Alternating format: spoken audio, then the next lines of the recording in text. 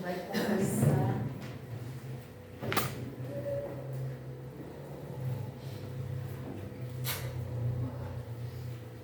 sobre um tema.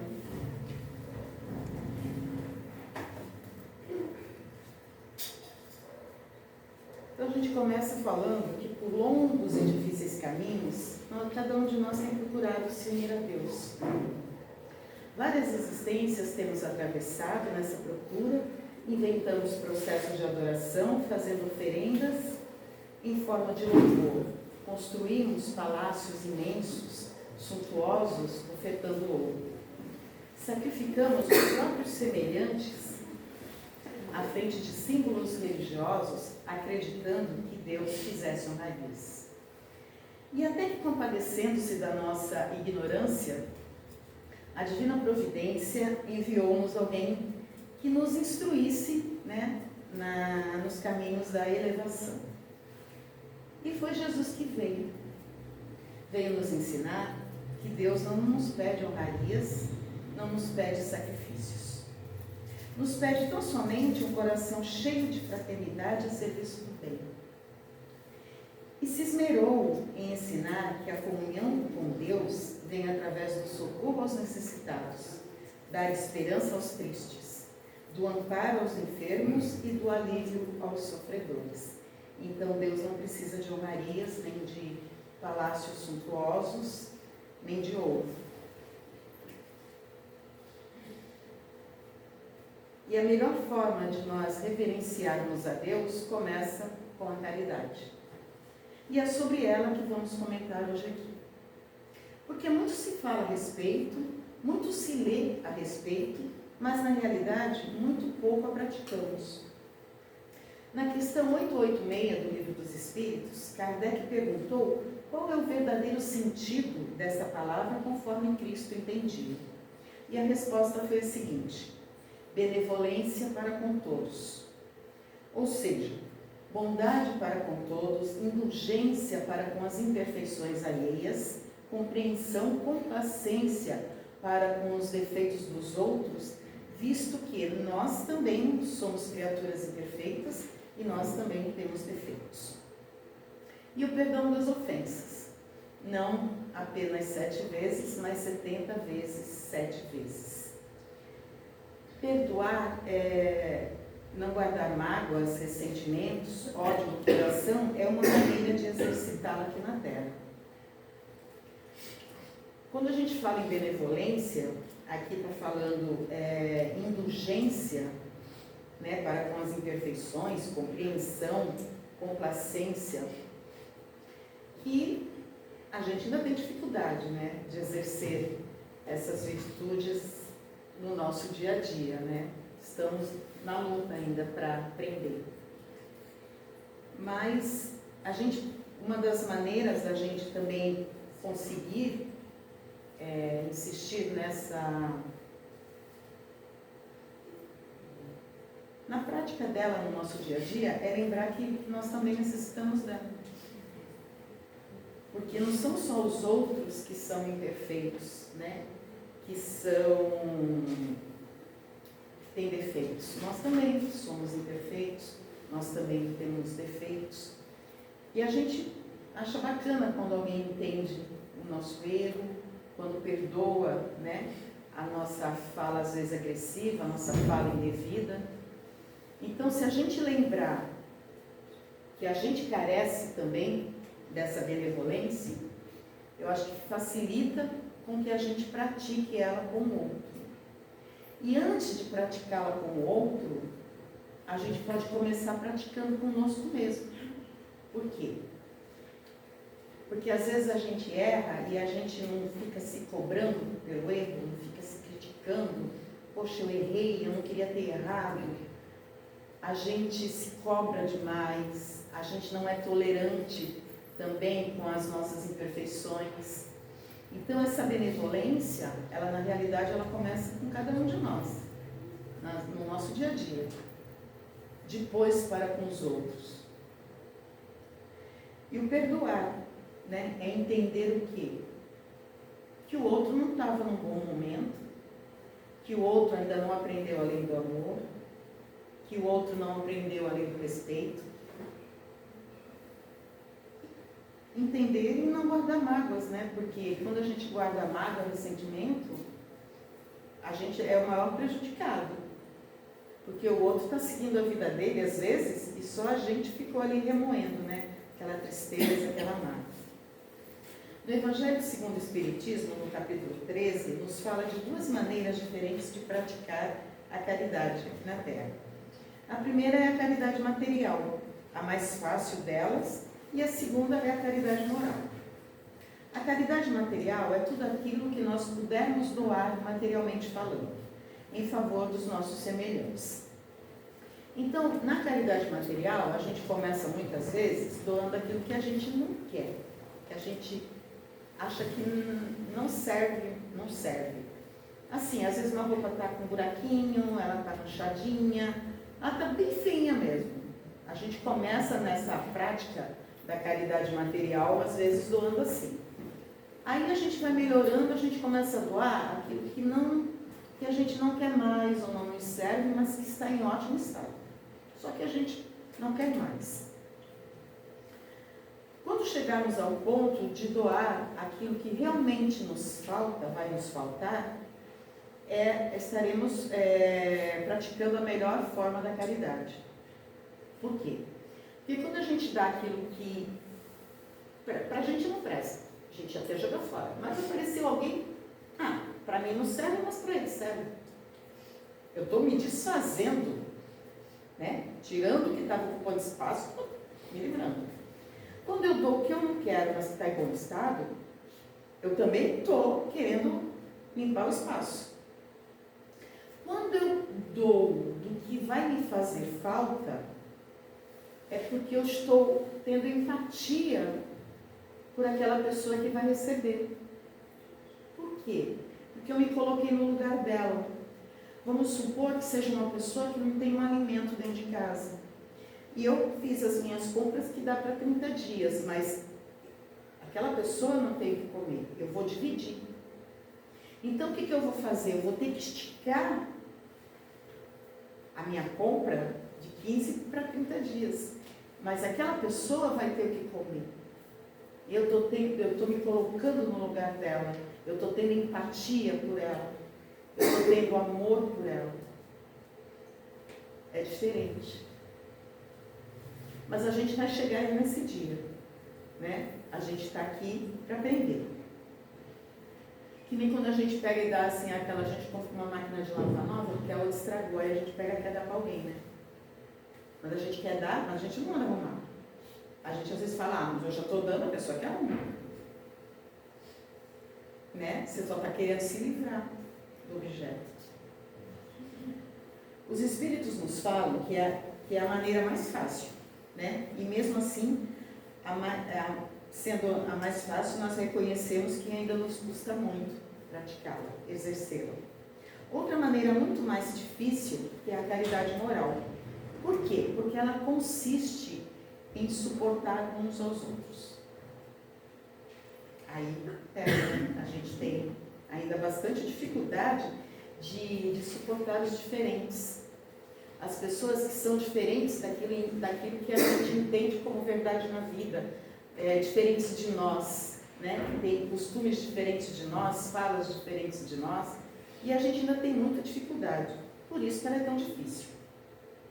E o que seria suportar os outros? É fazer de conta que eu não estou vendo um gesto de recriminação, que não estamos ouvindo uma palavra indevida, é tentar respeitar as diferenças, é ter paciência e tolerância. A gente às vezes não tem isso com a gente, né? Então uma dificuldade maior de ter com o outro, de entender as limitações do outro, as dificuldades do outro, né? Ele é diferente, mas ele não está errado, ele está na linha dele, né? E a gente precisa respeitar. Por quê? Eu sou igual a todo mundo? Também não. Também tem quem me ache diferente, também tem quem me ache esquisito. Tem gente que tem dificuldade de lidar comigo. Então, se eu gostaria que as pessoas tivessem paciência e tolerância comigo, né, eu preciso exercitar também com o outro. Uma prece também é uma forma de praticar a caridade. Porque muitas vezes a gente não tem acesso à pessoa que a gente sabe que está necessitando, que está em dificuldade. E às vezes não tem como falar, como agir. Então a prece que eu faço com o meu coração, desejando ardentemente, pedindo pelo outro, ela vai chegar até ele, né? Vai chegar como? Como um fortalecimento, sabe? Como uma luz, como um direcionamento. É uma forma de caridade que a gente faz. Mas para que ela seja divina, nós precisamos praticá-la com fraternidade.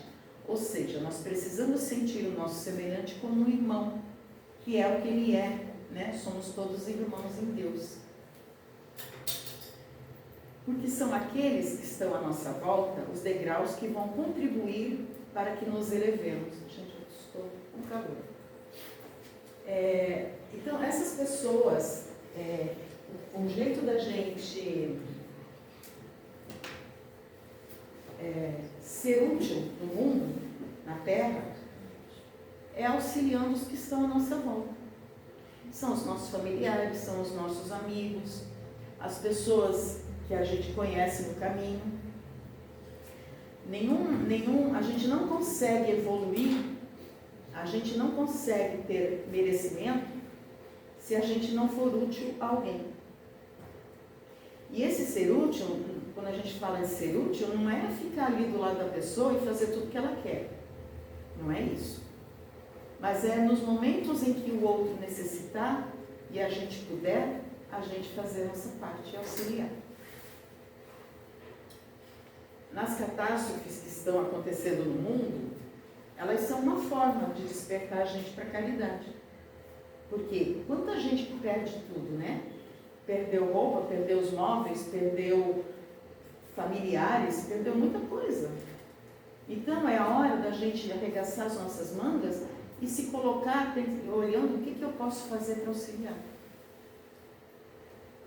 Na questão 65 do Livro dos Espíritos, Kardec indagou ao Espírito da Verdade: o conhecimento do Espiritismo exerce alguma influência sobre a duração mais ou menos longa da perturbação? E o que é perturbação? Perturbação é aquele momento quando, no nosso desencarne, o perispírito está se desligando do nosso corpo físico. Vai soltando aos pouquinhos, e nesse momento o espírito fica em perturbação, porque ele não entende o que está acontecendo, o que está passando, né? O que vai acontecer com ele. E aí ele responde o seguinte, que influencia muito o conhecimento do Espiritismo. Por quê? Porque a gente já sabe o que vai acontecer, mais ou menos como é o processo. Mas a prática do bem e a consciência pura são o que mais influência exerce. Por quê? Porque quando a gente exercita o bem na Terra e a nossa consciência está pura no sentido de que eu fiz tudo o que eu podia, eu fiz tudo que estava ao meu alcance, então você não está devendo nada. E o desencarne, esse processo de perturbação é mais rápido. Às vezes pode durar 3, 4 horas, no máximo 8 horas. Né? Enquanto a gente não tem conhecimento da doutrina e a gente leva uma vida muito materializada, pode levar anos esse momento de perturbação. Aí, a esse respeito, nós temos um depoimento no livro Vozes do Grande Além, de um espírito que se comunicou em uma reunião mediúnica, onde Chico participava, aconteceu em 1956, em Pedro Leopoldo. E ele começa assim, contando a sua história. Espiritismo, sou espírita, fora da caridade não há salvação, maravilhosas palavras. E aí ele relata o quê? Que ele era espírita quando estava encarnado, ele era casado, tinha 2 filhas e ele era um corretor bem sucedido. Ele ia na casa espírita, ele tomava o passe, ele abaixava a cabeça no momento da oração, mas ele nunca fez o evangelho no lar, nunca leu uma obra de Kardec e não era dado às práticas espíritas. Aí teve um dia que uns amigos que frequentavam a mesma casa convidaram ele para ir visitar uma família que estava em grande necessidade, que tinha uma pessoa lá que estava em grande necessidade. Ele não gostou muito do convite, né? Mas para não parecer deselegante, ele falou, tá bom, eu vou. Aí foi, chegando lá, era um bairro assim de grande necessidade. Tinha uma senhora deitada no colchão, que estava no chão, que estava agonizando, que estava sofrendo muito. Aí os amigos que convidaram ele, deram um jeitinho assim e foram embora, rapidinho.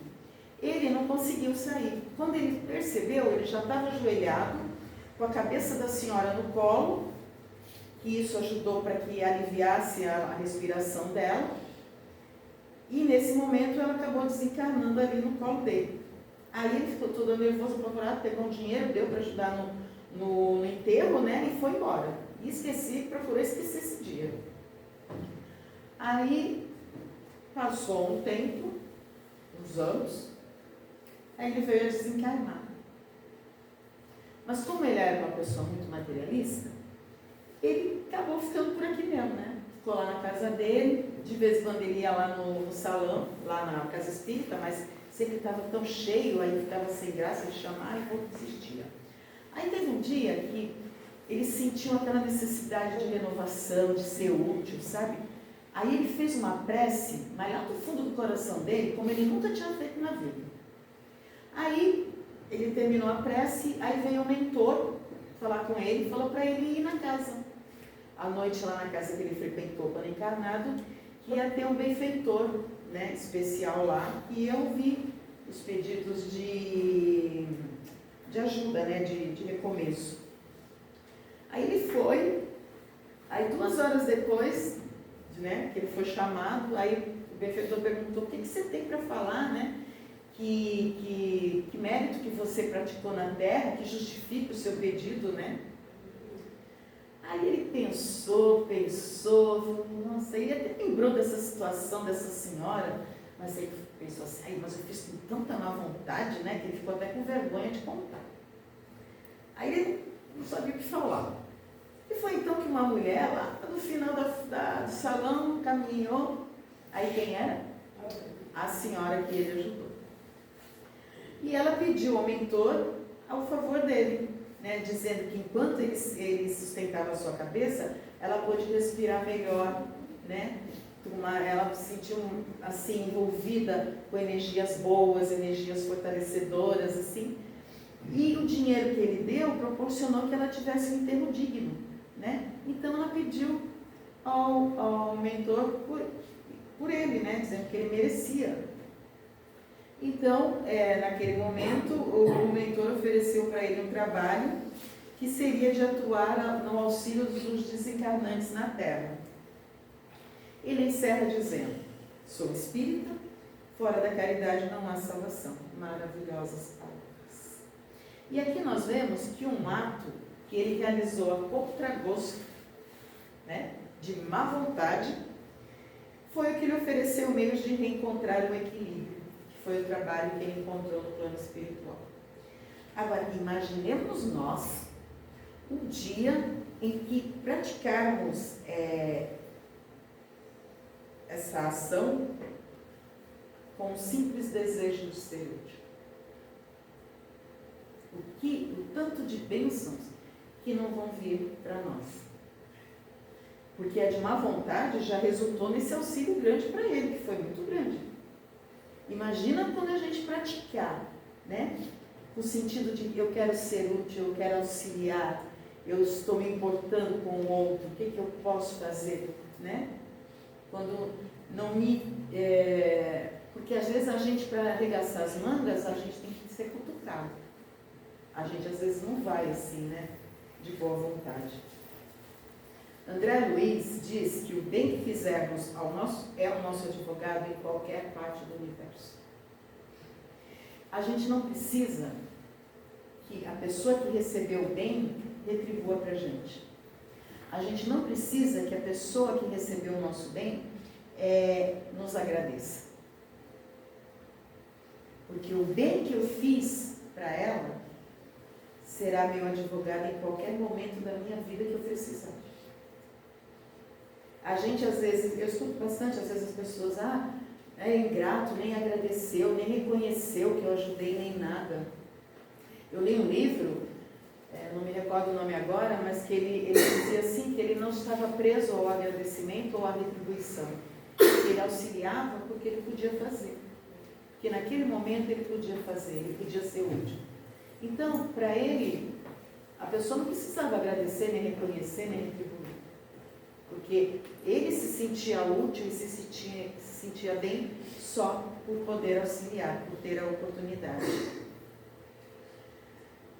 E ele mesmo, André Luiz, né, ele foi beneficiado quando retornou ao plano espiritual pelas receitas aviadas, né, e foram mais de 1.000, e dessas apenas 15 pessoas lembraram e oraram por ele. E lembra que não foi porque ele quis dar a receita, foi a secretária dele que ficava, não, dá receita para esse, ele está precisando e tudo. Nem foi ele que foi de livre espontânea vontade de dar a receita.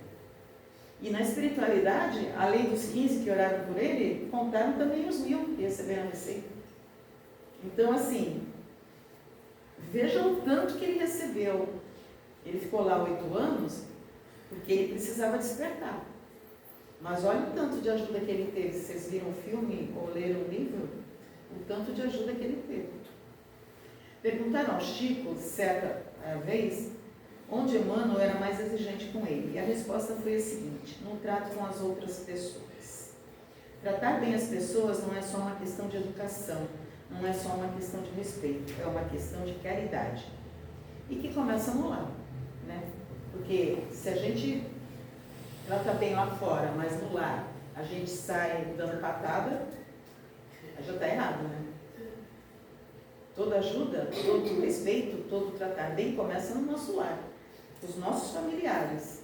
Dali a gente vai para fora. Não sei se vai dar tempo. No livro Alvorada Cristã, tem a história da Hilda. É a lição inesquecível. Então conta o quê? Hilda, ela era uma menina abastada, né? Ela vivia no conforto da família.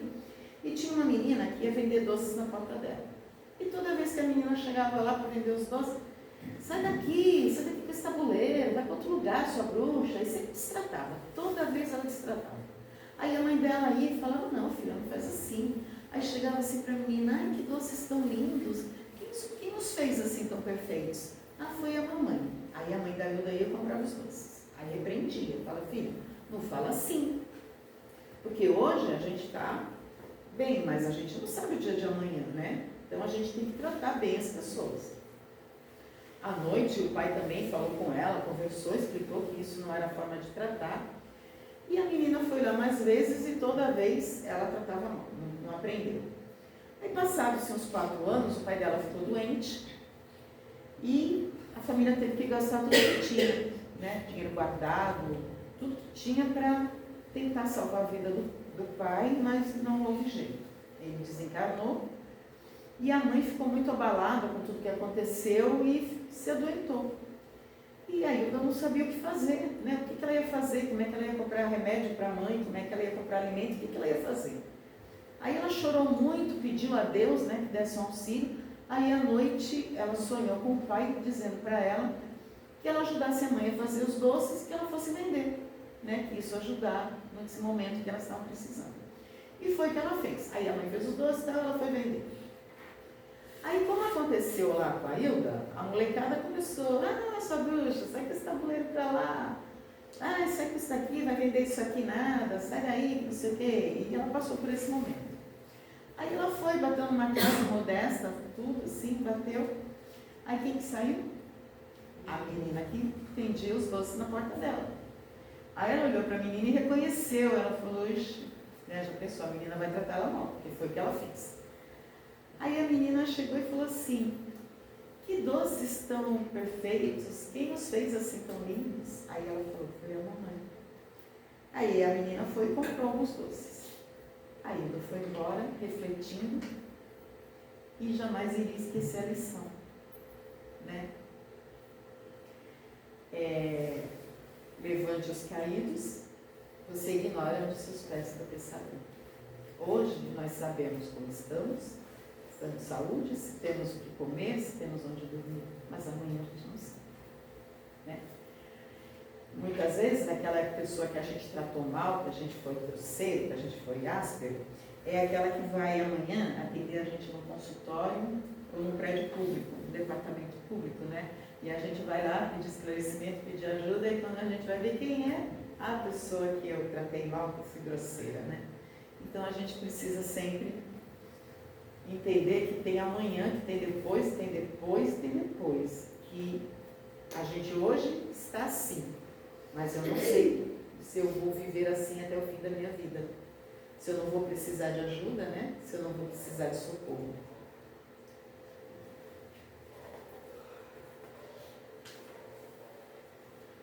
Aí pergunta assim, a gente pergunta assim, mas como a gente sabe quando nós devemos ajudar? Se aquela pessoa que precisa, ela realmente precisa tanto quanto aparenta. Porque muitos se deitam na estrada para se fazerem de mortos. E a gente às vezes fica com essa dúvida, né? Será que é verdade a história? Né? Será que é isso mesmo? Será que está precisando tanto assim mesmo? Porque tem muita gente que pede muita coisa e às vezes vai usar para fazer outra coisa, né? Então, Chico, comentando a parábola do bom samaritano, nos dá duas dicas. Uma é que, quando a gente quer auxiliar, a gente vai ser inspirado, né? A gente vai saber que é para auxiliar. Quando a gente tem essa vontade de servir, de ser útil, a gente vai saber. E a outra dica, eu não escrevi aqui, estava no meu slide que não abriu, eu não estou lembrando agora. Mas assim, a gente sempre vai ser orientado. Quando a gente quer de verdade ser útil, quando a gente quer de verdade, quando a gente se importa com o outro, a espiritualidade vem e vai nos intuir. Se a gente faz ou não. A gente vai sentir no coração que deve fazer. E se no nosso coração for tocado, nós precisamos descer do nosso cavalo e ajudar. E esse descer do cavalo significa dar do nosso esforço próprio, do nosso tempo, do nosso recurso financeiro, quando possível, e da nossa boa vontade. E não importa que seja o mínimo que possamos dar, mesmo quem nada possui ainda tem um coração para oferecer. Então não existe quem nada possa dar. Às vezes a gente não tem o financeiro, às vezes a gente não tem o tempo, mas a gente tem um pensamento positivo direcionado àquela pessoa. Você pode dar um abraço, né? Você pode estender a mão, você pode dar um sorriso. Sempre vai ter alguma coisa que a gente pode oferecer. Só não podemos deixar essa oportunidade passar diante de nós, porque a caridade precisa ser constante em todos os momentos de nossas vidas. Temos ocasiões de praticá-la. A roupa que a gente doa, o sapato que a gente não usa mais, o irmão de difícil trato, né, que exige de nós paciência, tudo isso vai nos transformando de dentro para fora, nos tornando criaturas melhores. Precisamos ir exercitando, pois quem exercita, exerce. E o que é exercitando? No começo, eu posso, no caso da caridade moral, eu tenho dificuldade de tolerar, de suportar, mas eu vou exercitar, eu vou me esforçando. Todo dia eu vou me esforçando um pouco. Tem dia que vai dar mais certo, tem dia que não vai dar tão certo. Mas eu ir me esforçando vai fazer com que eu vá me transformando de dentro para fora. E eu exercitando, eu vou acabar exercendo. E somente procurando ser úteis é que vamos alcançar a verdadeira felicidade, que é o que tanto nós almejamos. A gente quer ser feliz. Só que a nossa felicidade, ela é a soma das alegrias que nós distribuímos. Então, a nossa felicidade, ela caminha pelo outro, ela passa pelo outro. Então, todo bem que cada um de nós puder fazer e oferecer, vai trazendo cada vez mais para nós a felicidade que a gente tanto busca. Que Jesus nos auxilie nesse caminho para que possamos nos elevar à luz. Porque é através dele que chegaremos a Deus. Obrigada. E vamos fechando os nossos olhos novamente. E vamos agradecendo a Deus, a espiritualidade, pelo tema desta noite. Que Ele possa ter despertado em cada um de vocês o sentido da caridade. E que assim como eu, cada um possa ir exercitando, ir buscando, ir tentando, ir se conscientizando. Para que, quem sabe, num tempo não tão distante, possamos ter encontrado a Deus e a nossa felicidade. E neste momento, desejando que os nossos melhores sentimentos se transbordem e que possamos compartilhar com todo o planeta. Desejando que cada ser habitante receba o nosso melhor e se sinta envolvido, fortalecido e amparado para seguir adiante. Que os nossos melhores sentimentos envolvam os países em conflito, seus governantes, seus soldados, que inspire a luz do amor, da compreensão e da tolerância, para que a paz habite em cada um desses territórios. Que sejamos luz para nós, para todo aquele que cruzar o nosso caminho. Que a vontade de ser útil se faça presente e que possamos contribuir para amenizar dores, sofrimentos e angústias. Que possamos ser a alegria e o amparo de cada um. Que assim seja, graças a Deus.